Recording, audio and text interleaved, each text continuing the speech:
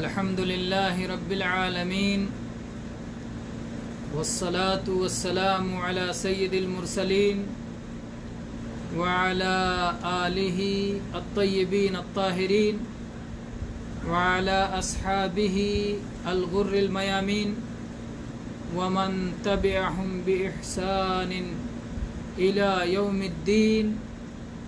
أما بعد، قال الله عز وجل: إنما الصدقات للفقراء والمساكين والعاملين عليها والمؤلفة قلوبهم وفي الرقاب والغارمين وفي سبيل الله وابن السبيل فريضة من الله والله عليم حكيم. گرامی قدر مشاہدین و مشاہدات، میرے دینی بھائیوں، قابل احترام دوستوں، عزیزوں اور بزرگوں، زکوٰۃ کے مصارف اور زکوٰۃ کے مستحقین کے تعلق سے گفتگو چل رہی ہے.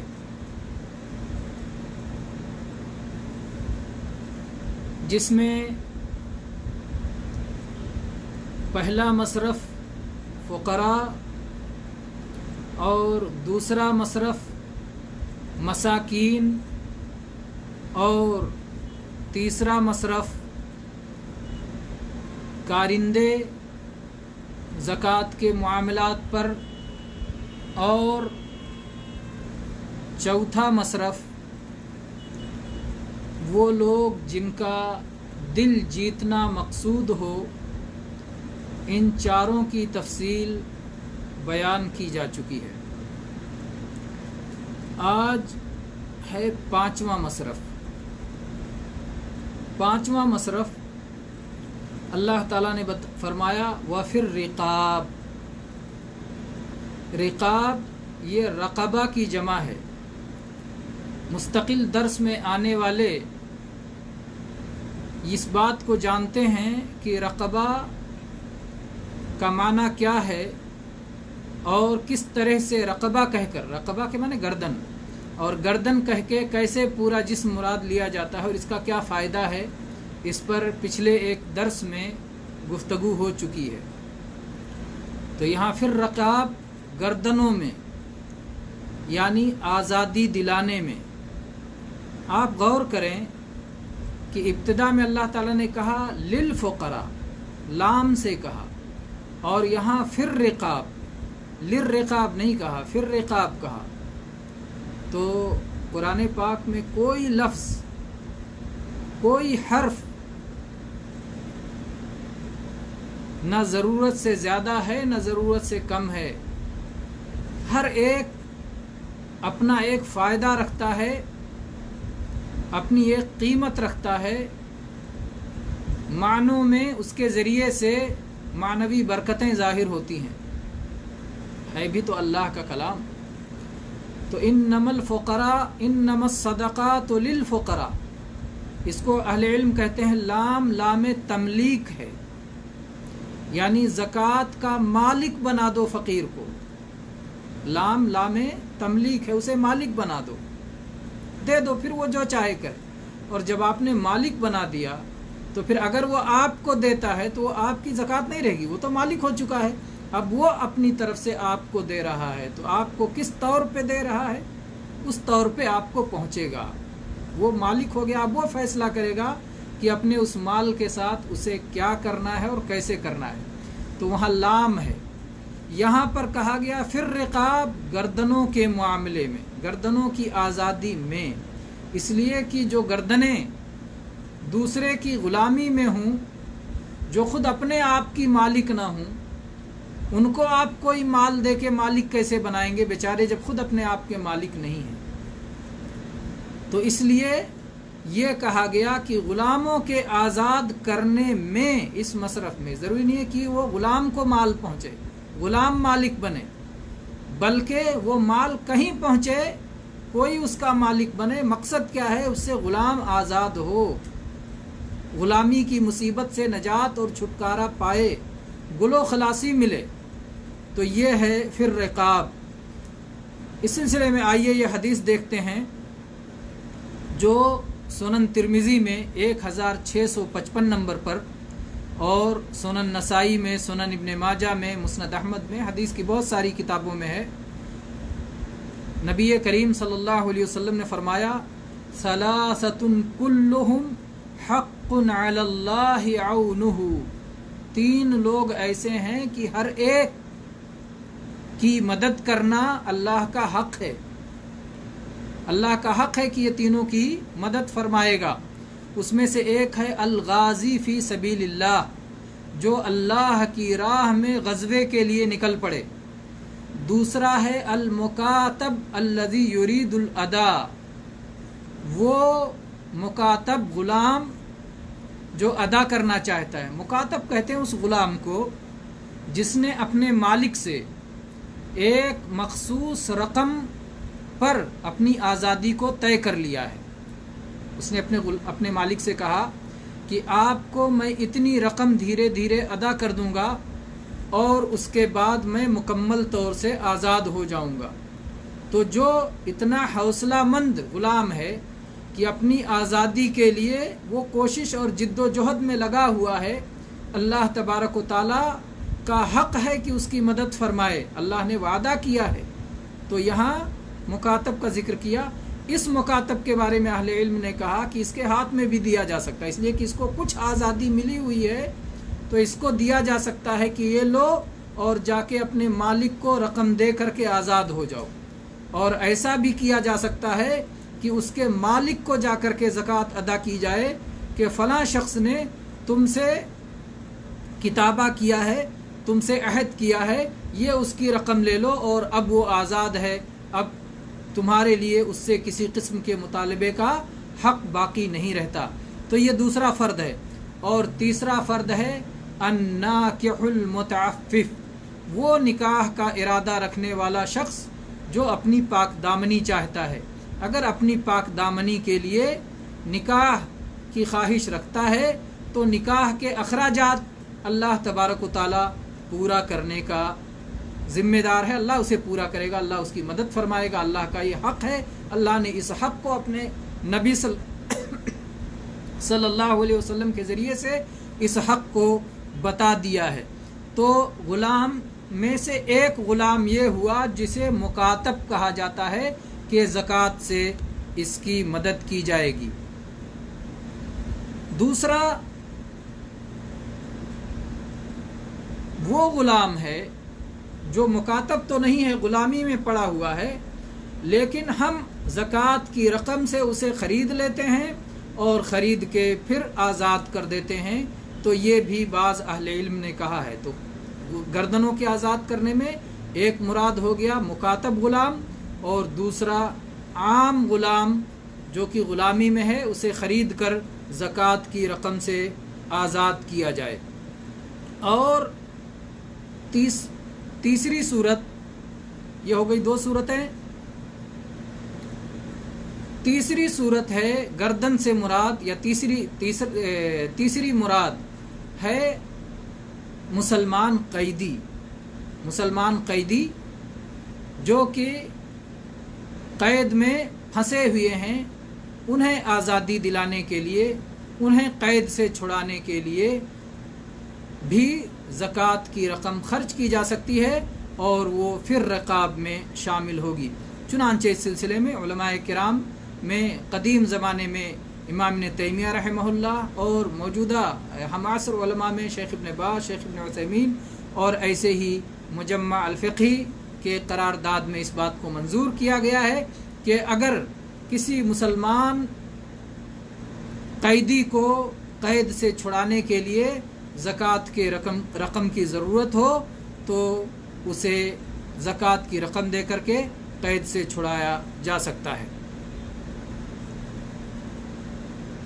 اور اس کو دوسرے معاملے سے آپ ملا بھی سکتے ہیں، جیسے قرض خواہ جو شخص قرض دار ہے تو اپنے قرض کی وجہ سے جس نے قرض دیا ہے اس کی گردن قرض دینے والے کے ہاتھ میں پھنسی رہتی ہے. تو جب ہم قرض دے کر ایک قرض دار کی گردن کو قرض دینے والے سے چھڑا سکتے ہیں، اللہ نے صاف صاف کہا وفی الغارمین، تو پھر ایک قیدی کو جو پوری طرح جس کا جسم قید ہے اس کو زکوٰۃ دے کر کے کیوں نہیں قید سے چھڑا سکتے؟ یہ ایک عقلی دلیل ہے شرعی دلیل کے ساتھ ساتھ اس کی وضاحت کے لیے. تو بات سمجھ میں آتی ہے، جب عقلی دلیل سامنے آ جاتی ہے تو بات مزید سمجھ میں آتی ہے. تو یہ رہا مسئلہ مصرف کا. فقیر پہلا مصرف ہو گیا، دوسرا مصرف مسکین، تیسرا مصرف کارندے زکوٰۃ وصولنے والے، اور چوتھا جن کا دل جیتنا مقصود ہو، اور پانچواں گردنوں کی آزادی، غلاموں کی آزادی اور قیدیوں کی آزادی کے لیے. چھٹا مصرف ہے الغارمون. الغارمون جو قرض دار ہیں، قرض میں پھنسے ہوئے ہیں.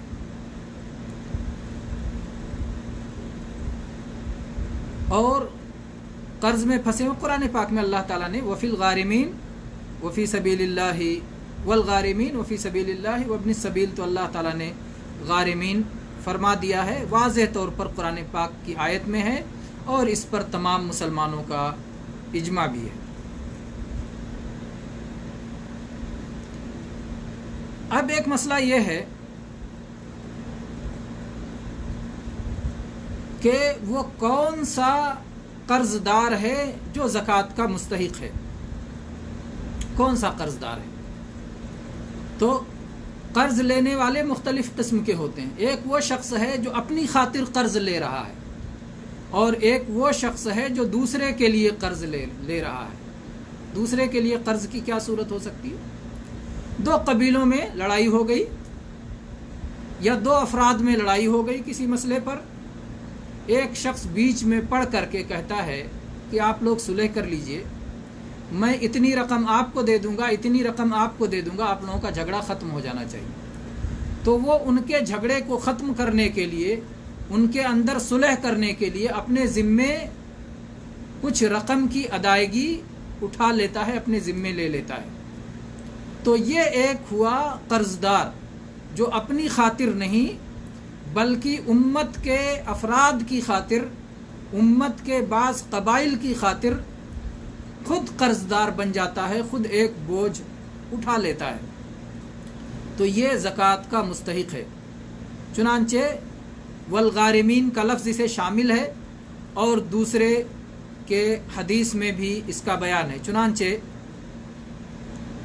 وہ حدیث جو ہم نے پچھلے درس میں ذکر کی تھی، صحیح مسلم کی 1044 نمبر کی حدیث، جس کے راوی قبیصہ بن مخارق الحذلی رضی اللہ عنہ ہیں، کہ وہ کہتے ہیں کہ میں نے ایک بوجھ اٹھا لیا، اور پھر میں رسول اللہ صلی اللہ علیہ وسلم کے پاس طلب کرنے کے لیے آیا کہ آپ مدد فرمائیں اور اس بوجھ کی ادائیگی میں مدد فرمائیں. تو اللہ کے نبی نے کہا اقم حتی تأتینا الصدقہ، ٹھہرو یہاں تک کہ زکوٰۃ کا مال آ جائے تو ہم اس میں مدد کر دیں گے، اور ہم حکم دیں گے کہ زکوٰۃ کے مال میں سے تمہیں یہ رقم دے دی جائے اور اس بوجھ کے اٹھانے میں تمہاری مدد کر دی جائے.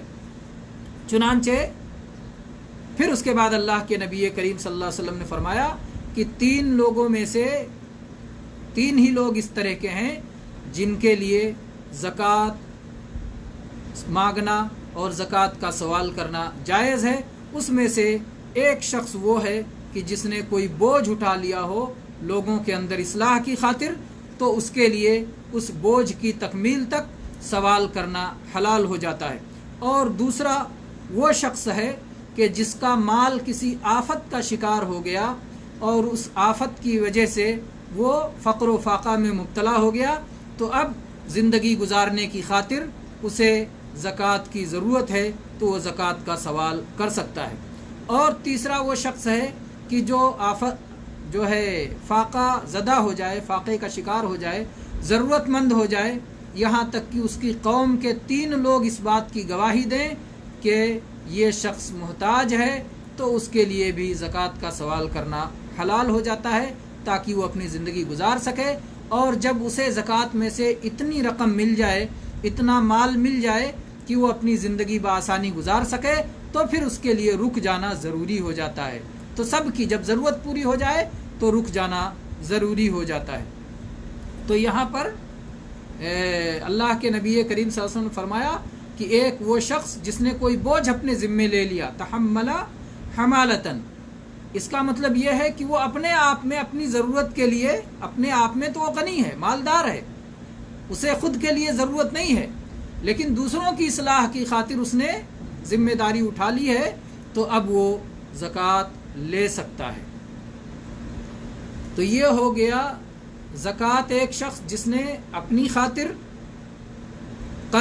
وہ قرض دار جس نے اپنی خاطر زکوٰۃ لی ہے، اور ایک وہ قرض دار جس نے صلح کرنے کی خاطر دوسروں کے لیے زکوٰۃ لی ہے، دوسروں کے لیے قرض دار ہو گیا ہے۔ تو یہ دونوں طرح کے قرض داروں کو زکوٰۃ کی رقم سے مدد کی جا سکتی ہے، اور ان کے قرض کو اتارنے کے لیے دونوں کو زکوٰۃ دی جا سکتی ہے۔ ایک مسئلہ یہاں اور یاد رہے کہ ایک شخص نے حرام کی خاطر قرضہ لے رکھا ہے، شراب پینے کے لیے قرض لے رہا ہے، جوا کھیلنے کے لیے قرض لے رہا ہے، قرض دار ہو گیا ہے جوا کھیلنے کی وجہ سے، شراب پینے کی وجہ سے قرض دار ہو گیا ہے۔ تو کیا اس شخص کو بھی ہم زکوٰۃ دے دیں گے کہ جاؤ اپنا قرضہ ادا کر دو، جبکہ جوا کھیل کر کے جو کہ اللہ نے حرام قرار دیا ہے اس کی وجہ سے قرض دار ہوا ہے؟ نہیں دیں گے۔ حرام کام کر کے قرض دار ہوا ہے، ہم حرام میں اس کی مدد کریں گے؟ اللہ تبارک و تعالیٰ نے فرمایا وَتَعَاوَنُوا عَلَى الْبِرِّ وَالتَّقْوَى وَلَا تَعَاوَنُوا عَلَى الْإِثْمِ وَالْعُدْوَانِ، نیکی اور پرہیزگاری کے کاموں میں ایک دوسرے کی مدد کرو، گناہ اور سرکشی کے کاموں میں مدد نہ کرو۔ تو اگر کوئی ایسا شخص ہے جو حرام کی وجہ سے قرض دار ہو گیا ہے تو زکوٰۃ کے ذریعے اس کی مدد نہیں کی جائے گی۔ البتہ ایک بات یاد رہے کہ اگر اس نے توبہ کر لیا ہے اور حرام کو چھوڑ دیا ہے، شرمندہ ہے اور پختہ عزم کر رہا ہے کہ اب حرام کی طرف نہیں جائے گا، تو توبہ کرنے کے بعد زکوٰۃ کی رقم سے اس کی مدد کی جا سکتی ہے، کیونکہ اب وہ توبہ کر رہا ہے تو گویا ہم اس کی مدد کر رہے ہیں، توبہ پر باقی رہنے میں، خیر پر باقی رہنے میں ہم اس کی مدد کر رہے ہیں۔ تو اہل علم نے اسے جائز قرار دیا، توبہ کے بعد اس کی مدد کرنا جائز ہوگا۔ اور اللہ کے نبی کریم صلی اللہ علیہ وسلم کی معروف حدیث ہے التوبۃ تہدم ما کان قبلہا، توبہ کی وجہ سے پرانے گناہ منہدم ہو جاتے ہیں، مٹ جاتے ہیں، ختم ہو جاتے ہیں۔ اور یہ بھی ایک طرح سے مسلمان فقیر کے ضمن میں آتا ہے، اور فقیر کے لیے زکوٰۃ دینا درست ہے، تو پھر اس کے لیے بھی زکوٰۃ دینا درست ہوگا۔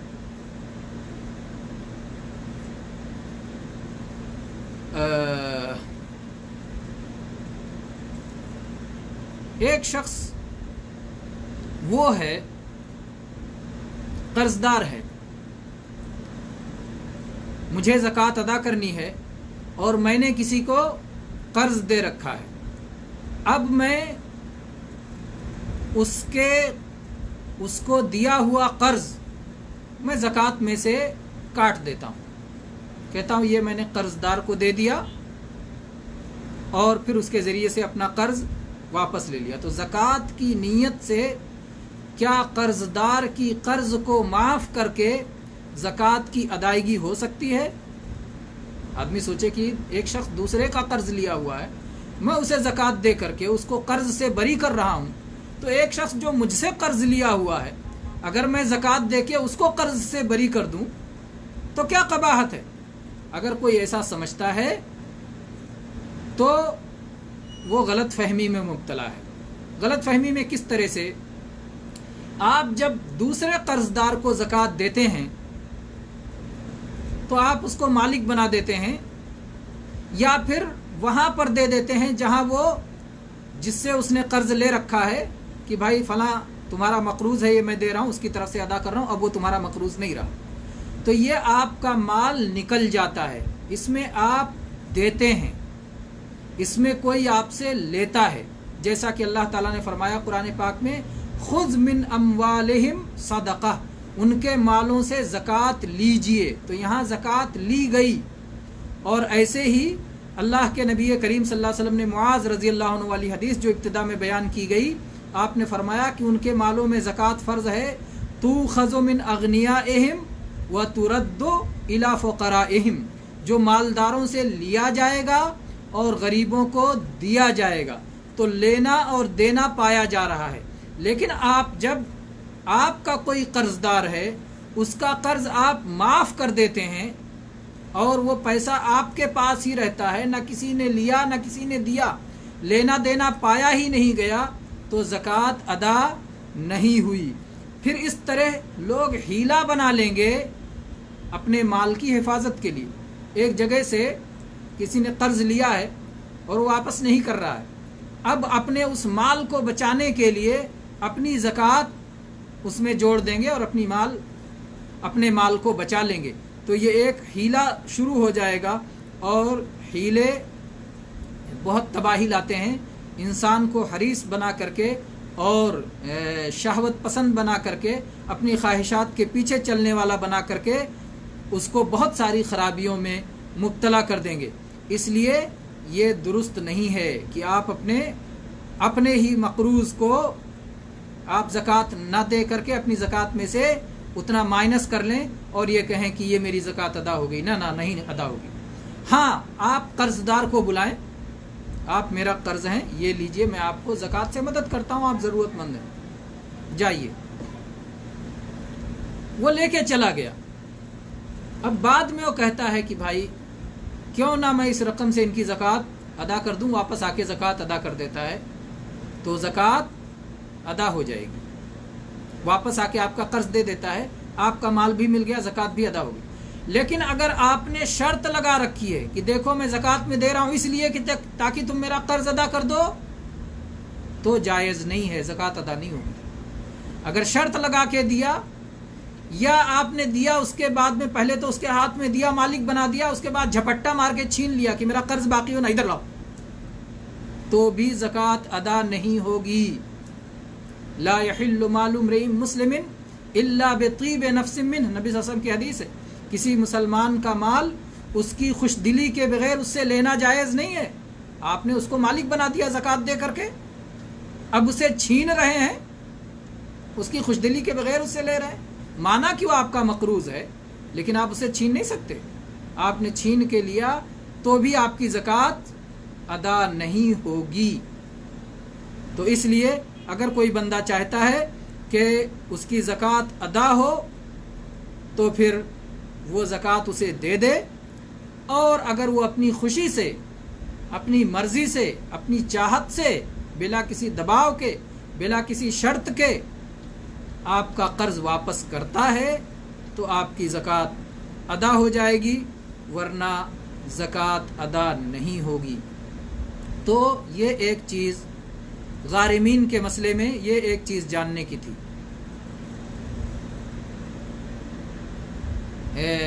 کہ کون کون سے قرض داروں کو ہم زکوٰۃ دے سکتے ہیں۔ تو قرض کسی نے اپنی خاطر لیا ہو لیکن حرام کی وجہ سے نہ لیا ہو، یا حرام کی وجہ سے لیا ہو لیکن اب توبہ کر چکا ہے، یا میرا اپنا قرض دار ہے لیکن میں شرط لگا کے اسے نہیں دے سکتا کہ نہیں واپس کرنا ہوگا، یا دوسروں میں صلح کرانے کی خاطر کسی نے قرض لیا ہے۔ ایک مسئلہ ہے، کیا یہ تو ہو گیا زندوں کے تعلق سے، کیا اگر کوئی شخص وفات پا گیا اور آپ کو معلوم ہوا کہ وہ شخص مقروض ہے، تو وفات پائے ہوئے شخص کا قرضہ آپ زکوٰۃ سے ادا کر سکتے ہیں؟ بعض اہل علم نے کہا کہ اس میں جو مقروض ہے اس کو تو مال ملا نہیں، تو کیسے آپ اسے دے رہے ہیں؟ تو گویا آپ اسے نہیں دے رہے ہیں، تو اس لیے جائز قرار نہیں دیا۔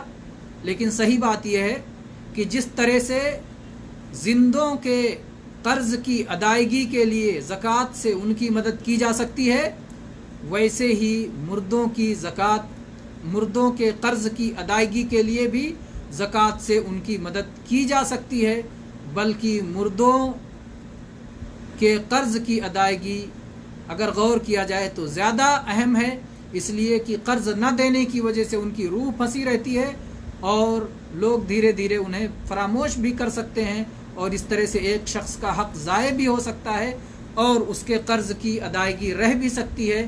اس لیے ان سب چیزوں کو دیکھتے ہوئے یہ بات ہی زیادہ درست معلوم ہوتی ہے کہ مردے کے قرض کی ادائیگی بھی زکوٰۃ کی رقم سے کی جا سکتی ہے۔ واللہ تعالی اعلم وصلی اللہ علی نبینا وسلم۔ یہ رہا قرض دار کا مسئلہ، آج اس کا مصرف کا بیان ہوا۔ اب اگلا مسئلہ آتا ہے 7واں مصرف، فی سبیل اللہ۔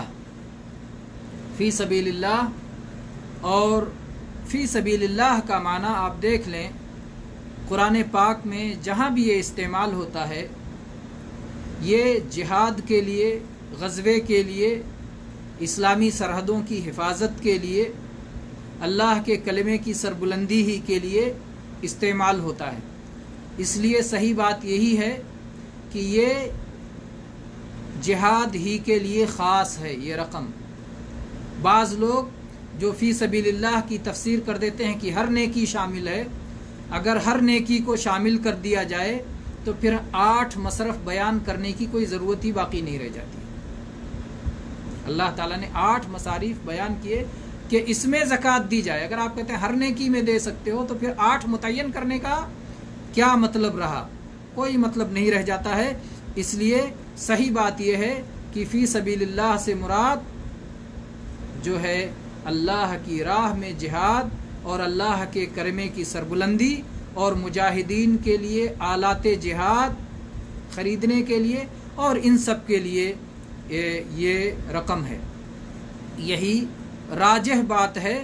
البتہ اگر ایسے حالات آ جاتے ہیں کہ جس میں اس مصرف کا دوسرے پر اطلاق ہوتا ہے تو اس وقت کے ارباب حل و عقد اور اہل علم مل کر کے فیصلہ کریں گے کہ کیا مفہوم اس کا ہو سکتا ہے، لیکن اصل معنی یہی ہے۔ بہت سارے لوگ کہتے ہیں کہ حاجی کے لیے بھی فی سبیل اللہ کا لفظ آیا ہے، اس لیے حج کرانے کے لیے اسے دے دیں گے، حج کرانے کے لیے دے دیں گے، حالانکہ حج کسی پر فرض نہیں ہے۔ تو یہ نہ ہی ابتدا میں یہ بات بتائی گئی تھی کل کہ ہم زکوٰۃ 2 چیزوں پہ دیتے ہیں، ایک تو اس شخص کو دیتے ہیں جس کو ضرورت ہو، اور ایک اس شخص کو دیتے ہیں جس کی ضرورت ہو، جس کو ضرورت ہو یا جس کی ضرورت ہو۔ اور حج کرنے کے معاملے میں حج تو کسی پر فرض نہیں ہے، لہٰذا اس کو ضرورت نہیں ہے، اور وہ حج کرے گا تو اس سے اسلام اور مسلمانوں کو کیا فائدہ ہوگا، اس لیے اس کی بھی ضرورت نہیں ہے۔ تو اس مسئلے میں نہ اس کو ضرورت ہے نہ اس کی ضرورت ہے، اس لیے حاجی کو کہنا کہ وہ بھی فی سبیل اللہ میں آتا ہے، یہ بات راجح کے خلاف معلوم ہوتا ہے، مرجوح معلوم ہوتا ہے۔ تو اس لیے یہ معنی بھی صحیح نہیں لگتا۔ حدیث سے اس کی دلیل اگر آپ دیکھیں تو اس سلسلے میں صحیح بخاری میں 1468 نمبر پر اور صحیح مسلم میں 983 نمبر پر یہ حدیث دیکھیں کہ اللہ کے نبی کریم صلی اللہ علیہ وسلم نے زکوٰۃ وصولی کے لیے ایک صاحب کو بھیجا، تو انہوں نے واپس آ کر کے بعض لوگوں کے بارے میں بتایا کہ انہوں نے زکوٰۃ نہیں دی ہے۔ اس میں سے ایک نام انہوں نے کہا خالد بن ولید رضی اللہ عنہ کے بارے میں کہ انہوں نے زکوٰۃ دینے سے انکار کر دیا، نہیں دیا، منع کر دیا، زکوٰۃ نہیں دیا خالد بن ولید رضی اللہ عنہ نے۔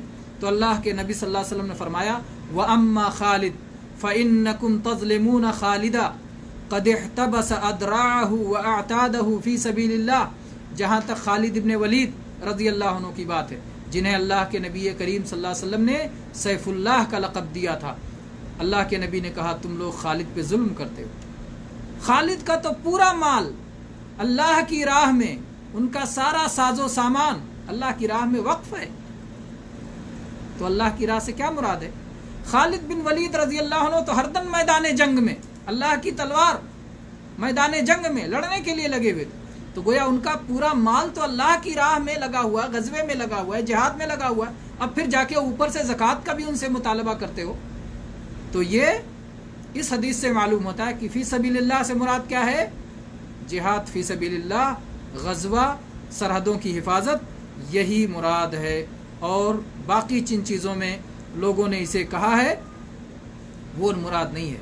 और अगर कोई गाजी और मुजाहिद है तो अगर घर का मालदार है, उसको फ़कीर होने की वजह से नहीं दिया जा रहा है। जैसा कि मैंने कहा, ज़कात क्यों दिया जाता है? या तो उसको ज़रूरत हो या उसकी ज़रूरत हो। तो यहाँ गाजी की ज़रूरत है, गाजी को ज़रूरत नहीं है। अगर गाजी फ़कीर भी है तो फ़कीर होने की वजह से अलग से देंगे और गाजी होने की वजह से अलग से देंगे, तो उसको दोहरा हिस्सा मिल जाएगा। तो इसी तरह से फ़र्द को भी दिया जा सकता है। ज़कात की रकम से मुजाहिदीन की और गाजियान की मदद की जाएगी, और ज़कात की रकम से आलाते जिहाद, हथियारों की ख़रीदारी पर भी इसे सर्फ किया जाएगा। ये ज़कात का एक मसरफ़ है।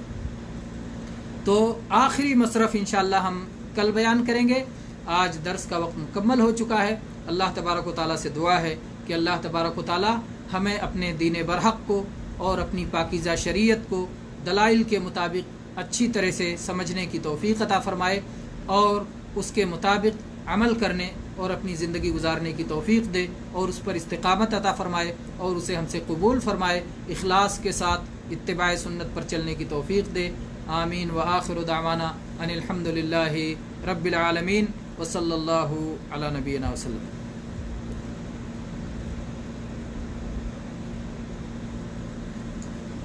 माशाअल्लाह, आज के हमारे 3 खुशनसीब जो कि इब्तिदान अव्वल और साबिकीन में रहते हैं। पहले नंबर पर अब्दुल गफ़ूर कैसर साहब, दूसरे नंबर पर अबू ज़ैनुल आबिदीन, और तीसरे नंबर पर नज़ीर कौसर साहब हैं।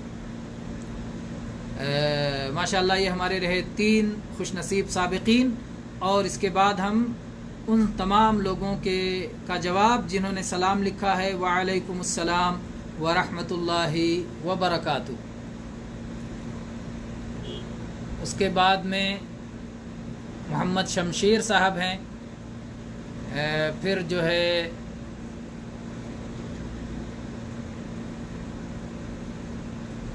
कलीम गौरी साहब हैं, समीर शेख हैं, माशाअल्लाह अब्दुल हसीब साहब हैं। अबू ज़ैनुल आबिदीन साहब एक सवाल लिखते हैं, शेख साहब सवाल है कि शौहर इमामत कर रहा है लेकिन मजबूरी की वजह से कुर्सी पर बैठकर पढ़ा रहा है और बीवी खड़ी होकर पीछे पढ़ सकती है। इब्तिदा में ये हुक्म था कि जब इमाम खड़े होके पढ़े तो मुक्तदी भी खड़े होके पढ़ें, जब इमाम बैठ के पढ़े तो मुक्तदी भी बैठ के पढ़ें। ये इब्तिदा में हुक्म था।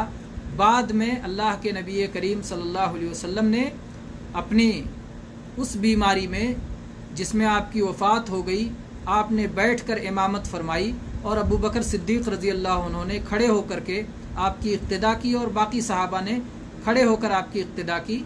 इसलिए अगर इमाम बैठ के पढ़ा रहा हो तब भी पीछे के लोगों को खड़े होकर के उसकी इक़्तिदा करना जायज़ है। तो या तो ये मामला मनसूख है और या तो बयाने जवाज़ के लिए है। यानी अफजल तो ये है कि इमाम बैठ के पढ़े तो सारे लोग बैठ के पढ़ें, और फिर या बयाने जवाज़ है कि इमाम अगर बैठ के पढ़ रहा हो तो पीछे वाले बैठ के पढ़ना चाहें तो पढ़ सकते हैं और खड़े होकर पढ़ना चाहें तो पढ़ सकते हैं। वल्लाहु ताला आलम। सल्लल्लाहु अला नबीना सल्लल्लाहु। उसके बाद फ़ातिमा ख़ान हैं, मोहम्मद शमशेर साहब हैं। तो ये रहे कुछ लोग, कुछ खुशनसीब जिनका नाम हमारे सामने आ गया और हमने उन्हें उनका नाम ज़िक्र किया। और अल्लाह तबारक व तआला से हम अपने तमाम मुशाहिदीन व मुशाहिदात के लिए दुआ गो हैं कि अल्लाह ताला सबको दुनिया में भी खैर और आफ़ियत अता फ़रमाए और आखिरत में भी अल्लाह तबारक व तआला भलाइयों से नवाज़े। جہنم سے آزاد کر کے جنت میں جگہ عطا فرمائے. آمین. وآخر دعوانا ان الحمد للہ رب العالمین وصلی اللہ علی نبینا وسلم.